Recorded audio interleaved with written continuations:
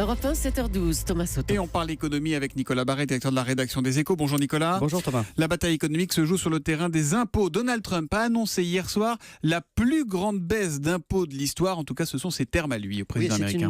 C'est vraiment une révolution qui va produire deux ondes de choc mondial. La première, c'est une baisse massive de l'impôt sur les sociétés américain. Il est aujourd'hui 35%, c'est un des plus élevés du monde. Ils veulent passer à 15%, ce sera un des plus bas du monde. Et évidemment, une baisse aussi considérable va réorienter les investissements vers les États-Unis. Ça va encourager la concurrence fiscale. D'autres pays vont se demander s'il ne faut pas suivre pour rester dans la course. Et c'est ce que prévoit d'ailleurs déjà de faire le Royaume-Uni pour éviter que ces entreprises ne partent à cause du Brexit. On connaît aussi déjà ça en Europe avec des pays comme l'Irlande. Mais imaginez les conséquences si le monde entier rentre dans ce petit jeu de la concurrence fiscale. L'objectif des candidats à la présidentielle chez nous, c'est de baisser l'impôt sur les sociétés à autour de 28, c'est voilà, ça ? Pour revenir dans la moyenne européenne. C'est ça. Bon, et alors la deuxième onde de choc, Nicolas ?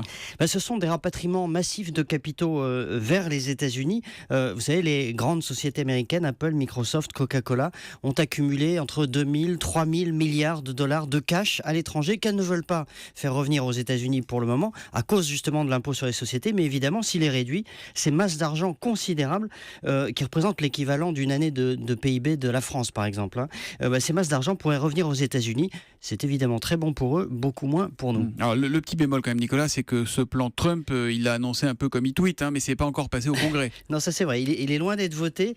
Évidemment, c'est bien beau de décider la plus grande baisse d'impôts de toute l'histoire, mais ça met l'État américain à genoux, moins de recettes, le déficit va s'envoler, comme sous Ronald Reagan, comme sous George Bush.